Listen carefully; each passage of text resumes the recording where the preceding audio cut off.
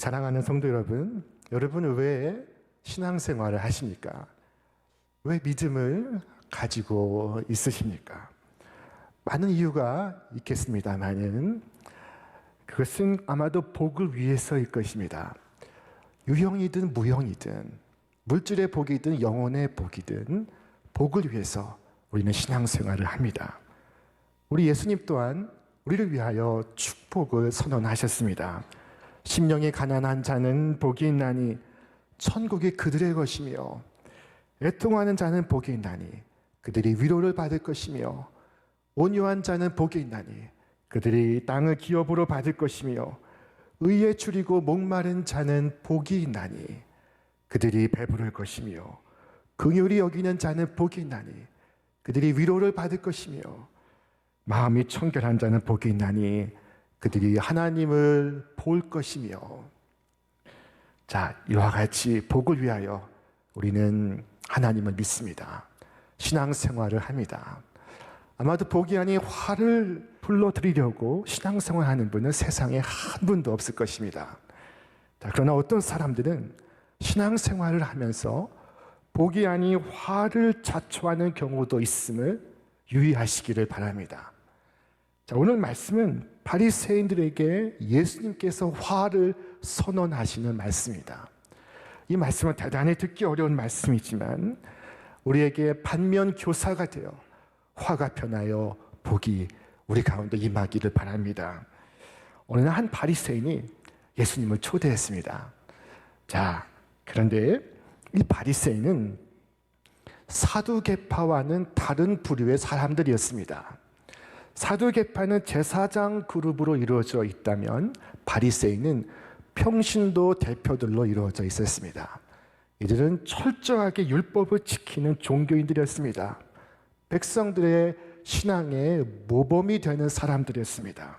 그들은 율법을 기록했고 율법을 가르쳤고 율법을 해석했습니다. 예수님은 이 바리새인의 초대에 응하셨습니다. 자, 그런데 초대받은 예수님께서 손을 씻지 않고 식사를 하시는 것이었습니다. 자, 이것은 유대인의 규례에 정면으로 반하는 것이었습니다. 이것은 마치 기도하지 않고 식사하는 것과 같은 행동이었습니다. 바리새인들은 그런 예수님을 적대적으로 바라보고 있었습니다. 예수님께서 손을 씻고 식탁에 앉으셨더라면 참 좋았겠습니다. 자, 그러나 주님은 손을 씻지 않으셨고 그리고 그것을 교훈의 기회로 삼으셨습니다. 무언가 중요한 것을 이야기해 주시고자 하시는 것입니다. 자, 예수님께서 말씀하셨습니다. 너희 바리새인은 지금 잔과 대접의 겉은 깨끗이 하나 너희 속에는 탐욕과 악독이 가득하도다.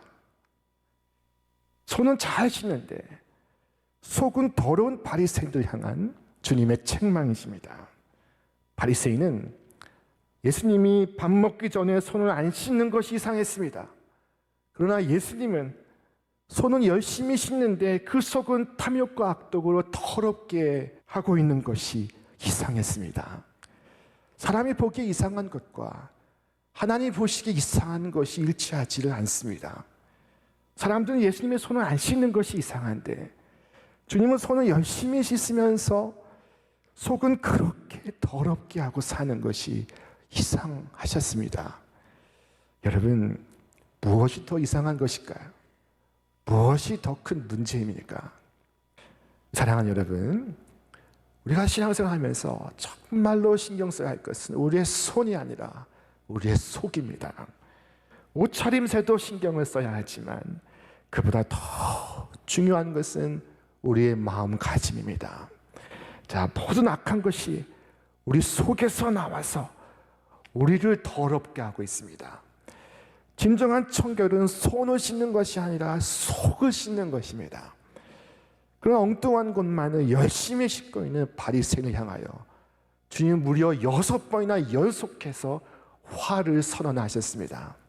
그 첫 번째 선포입니다. 우리 함께 읽겠습니다.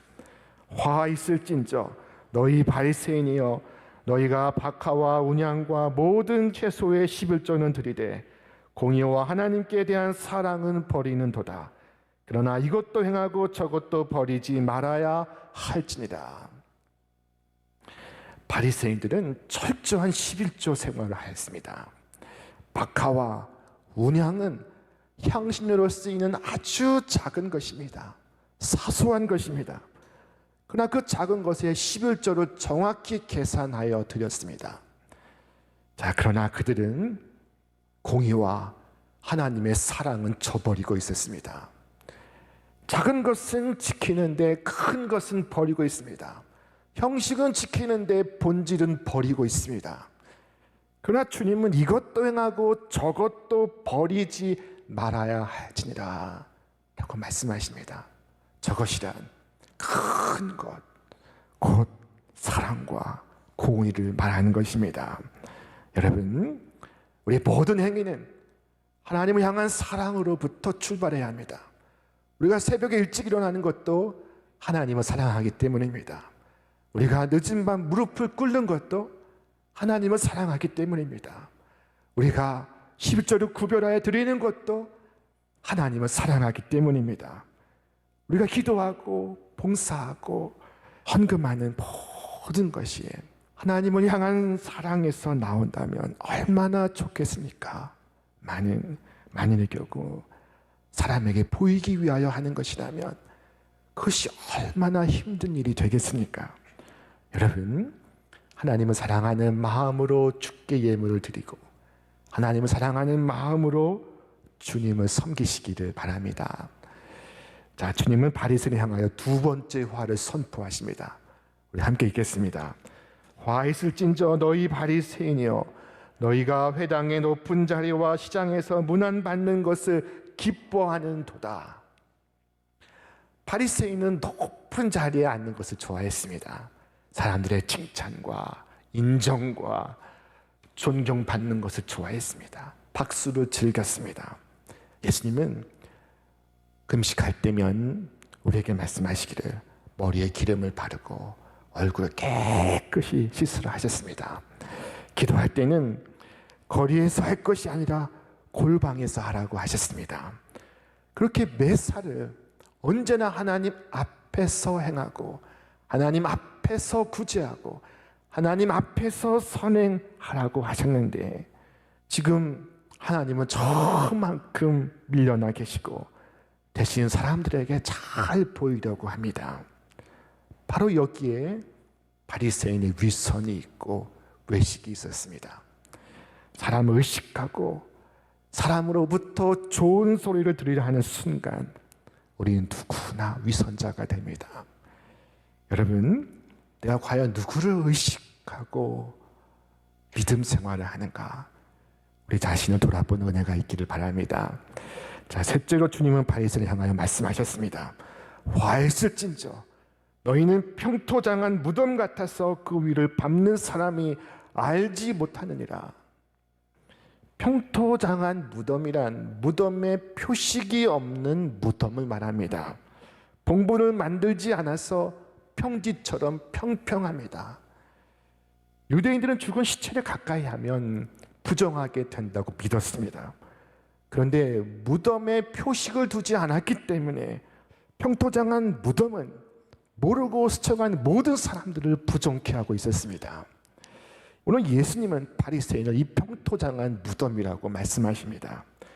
예수님의 책망을 메시지 성경은 이렇게 번역했습니다. 이 사기꾼들아, 너희는 꼭 묘지 표지가 없는 무덤과 같다. 사람들은 깔끔하게 정리된 잔디를 밟고 다니지만 그 2미터 아래 땅속은 온통 썩고 부패한 것을 알 턱이 없다. 자, 바리새인들은 표식 없는 무덤과도 같았습니다. 그들은 자신이 무덤이 아니라고 말합니다. 그러나 주님은 그들이 무덤이라고 말씀하십니다. 안으로 썩고 있습니다. 악취를 내고 있습니다. 겉으로 보기엔 너무나 멀쩡했습니다. 드러난 죄인 창기와 세리와는 너무도 달랐습니다. 겉으로 훌륭했습니다. 괜찮았습니다. 그러나 그들의 속은 시체가 썩고 악취가 나고 있었습니다. 그것을 숨기고 겉으로 치장하고 포장하고 단정하고 있었습니다. 오늘 이 시대는 학벌로 치장하고 가문으로 포장하고 돈으로 단장합니다. 여러분, 하나님은 겉이 아닌 속을 보시는 분이십니다. 사람은 겉을 보지만 하나님은 중심을 보십니다. 하나님은 폐부 깊은 것을 보십니다. 자, 주께서 친히 말씀하셨습니다. 나 여호와는 심장을 살피며 폐부를 실험하고, 또한 말씀합니다. 사람의 행위가 자기 보기에는 모두 깨끗하여도 여호와는 심령을 감찰하느니라. 자, 그러나 악인은 어리석게도 하나님이 자기 속을 모르는 줄 압니다. 자, 시편의 시인 하나님께 고했습니다. 어찌하여 악인이 하나님을 멸시하여 그의 마음에 이르기를 주는 감찰하지 아니하리라 하나이까. 여러분, 하나님은 우리의 속을 감찰하십니다. 우리의 내면을 살피십니다. 다윗은 아들 솔로몬을 불러 중요한 말을 남겼습니다. 그가 사랑하는 아들에게 무슨 말을 남기겠습니까? 내 아들 솔로몬아, 여호와께서는 모든 마음을 감찰하사 모든 의도를 아시나니 네가 만일 그를 찾으면 만날 것이요 만일 네가 그를 버리면 그가 너를 영원히 버리시리라. 자, 예수님께서 이처럼 바리새인의 죄를 책망하시고 있을 때 한 율법 교사가 슬쩍 끼어들었습니다. 선생님이 이렇게 말씀하시면 나까지 모욕하심이니이다. 자, 율법 교사는 역시 바리새파에 속한 바리새인들이었습니다. 그때 주님은 그에게 말씀하십니다. 같이 읽겠습니다.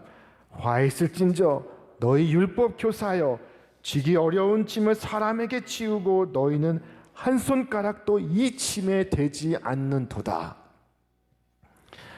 당시 율법 교사는 율법을 기록하고 해석하고 가르치는 일을 했습니다. 여러분, 여기서 주의할 것은 율법과 율법주의는 서로 다른 말이라는 것입니다.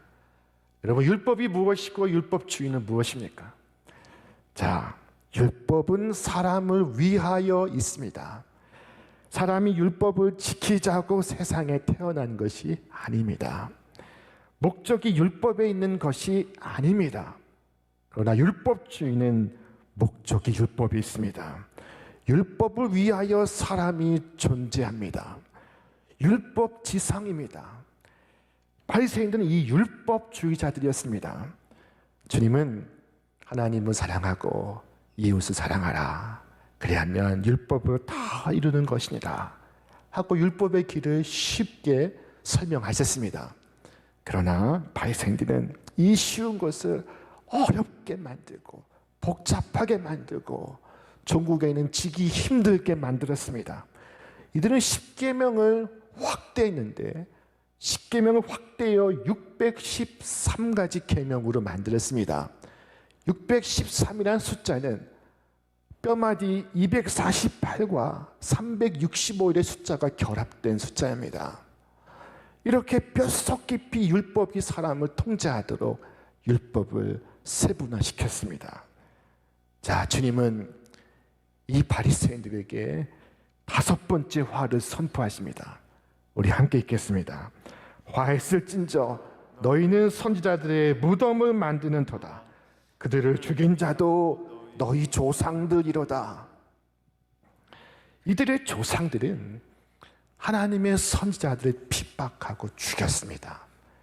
그런데 오늘 이들은 조상이 죽인 그 선지자들의 무덤을 단장하는 한편 오늘의 선지자들을 죽이려 하고 있습니다.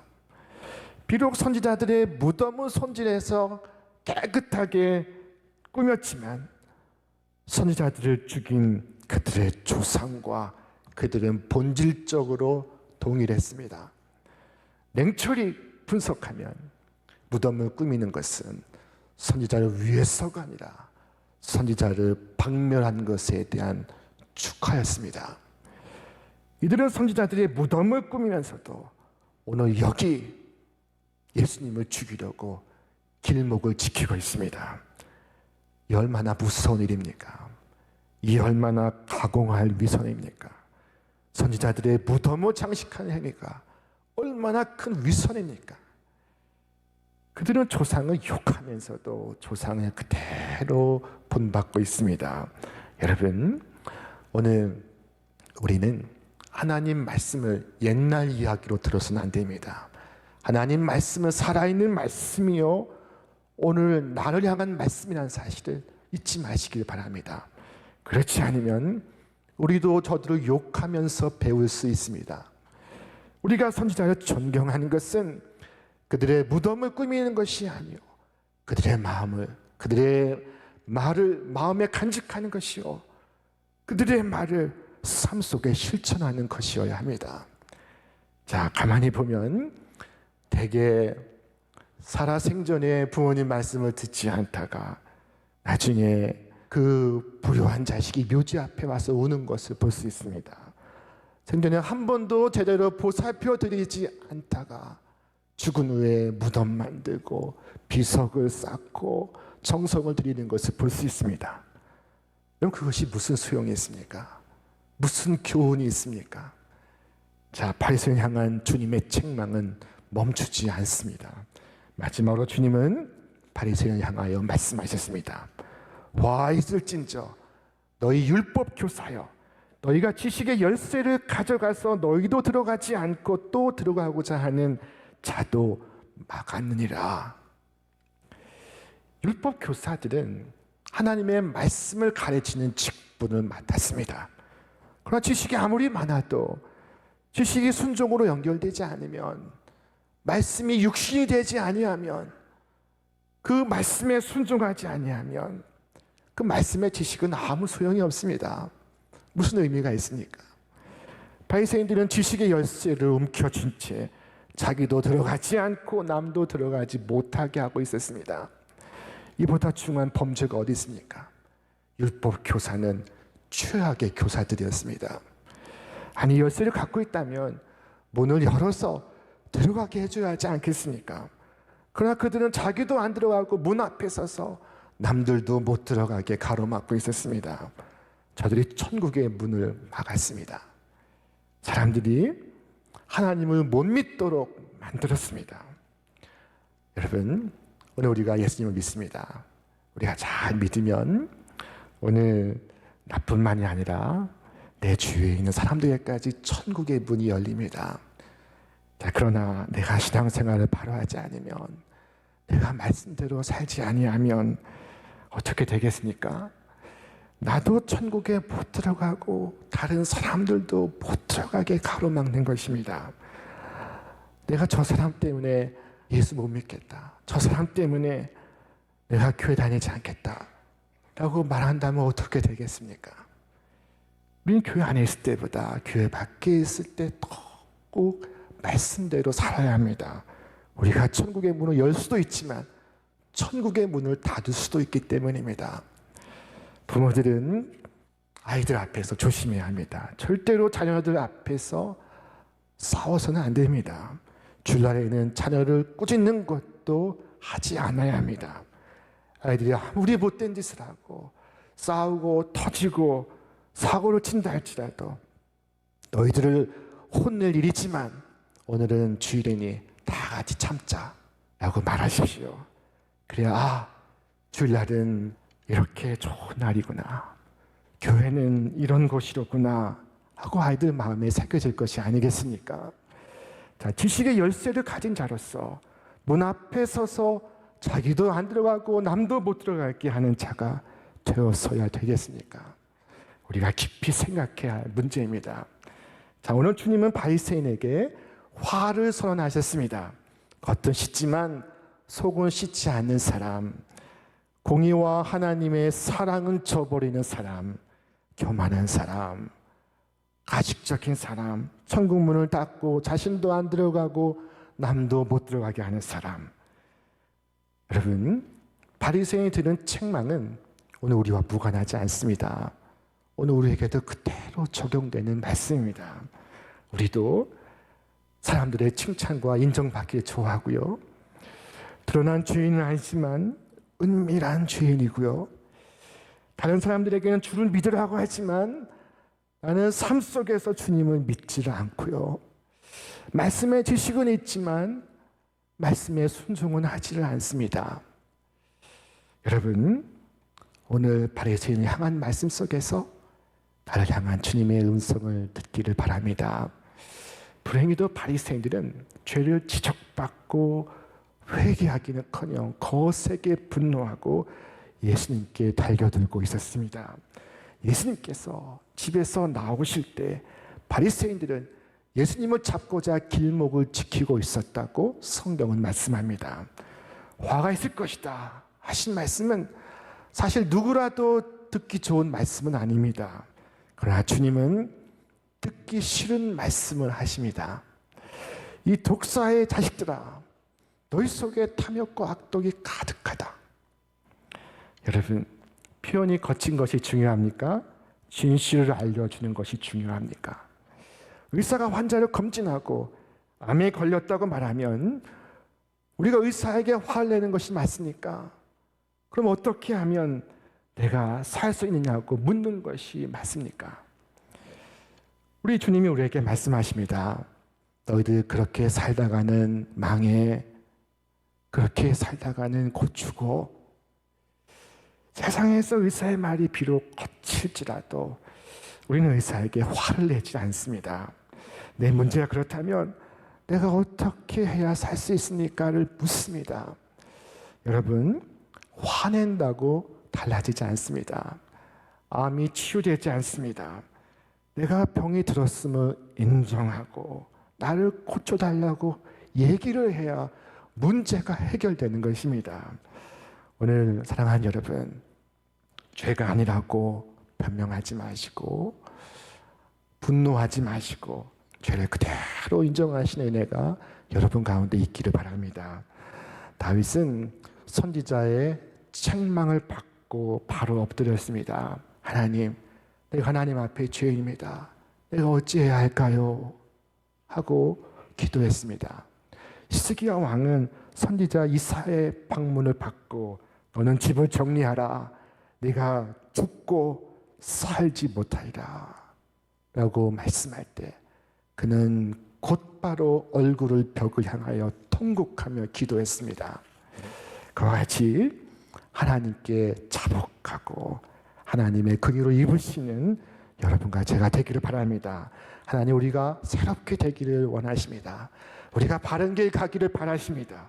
오직 주님께서 지적하신 죄악을 미워하시기를 바랍니다. 위선을 버리시기를 바랍니다. 손이 아니라 마음을 씻으시기를 바랍니다. 우리 안에 있는 바리새인들의 죄악을 뿌리 뽑는 비결이 있습니다. 바리새인 중에 바리새인이었던 사도 바울이 그것을 우리에게 말씀하고 있습니다. 우리 함께 읽겠습니다. 내가 그리스도와 함께 십자가에 못 박혔나니 그런즉 이제는 내가 사는 것이 아니요 오직 내 안에 그리스도께서 사시는 것이다. 이제 내가 육체 가운데 사는 것은 나를 사랑하사 나를 위하여 자기 자신을 버리신 하나님의 아들을 믿는 믿음 안에서 사는 것이라. 아멘. 여러분, 이와 같이 내 어리석고 불순종하는 자아가 죽고 오직 내 안에 그리스도 예수만이 사시기를 바랍니다. 그래서 화가 아닌 복이 가득한 삶을 항상 살아가시는 우리 신촌의 모든 믿음의 가족들 되시기를 주님의 이름으로 축원합니다.